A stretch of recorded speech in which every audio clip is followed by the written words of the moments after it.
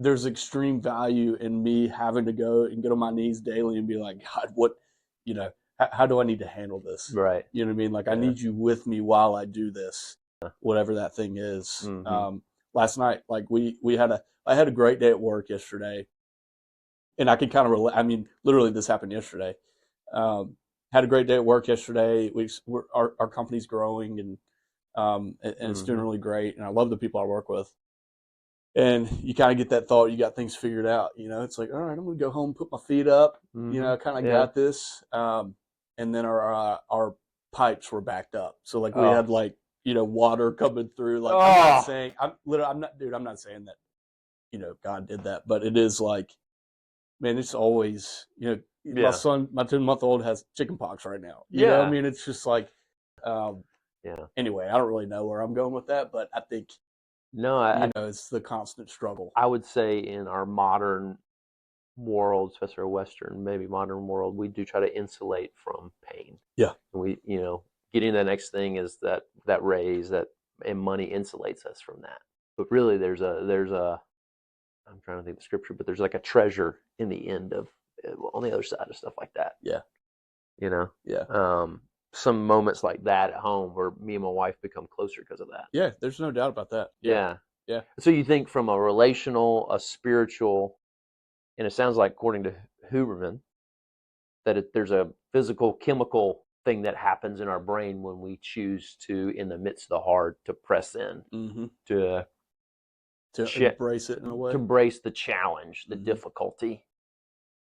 I mean, obviously we're growing closer to God and those around us, but then part of our brain is responding to that stuff and growing and becoming more resilient.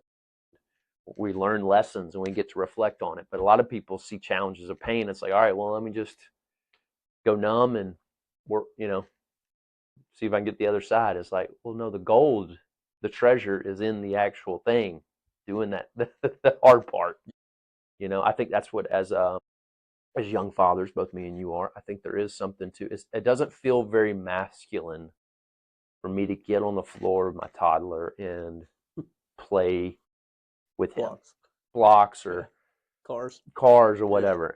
It feels very childish. But the other, for me, so what's the fruit of me choosing either one or the other? Well, me getting on the floor with him is like I'm looking him in the eye, and he knows his dad, and he's seeing his dad actually engage with him on a level at this age when I don't see necessarily the fruit of it yet. It's like that's what I think most fathers miss is there's like, oh, that's not very masculine. So I'll wait till he's older and I can throw the ball with him. Or it's like, well, that son is going to be very resistant to you to doing those things with you if you hadn't done it in his first 4 years of life, where his Yeah. brain is developing, where he's actually, you're building a level of connection at that age where they grow the most in their entire life in the first 4 years. Mm. And they're actually learning you and understanding because those little things, those little kids, they are, it's insane how intuitive Mm-hmm. God has designed us. Mm-hmm. Going back to Huberman,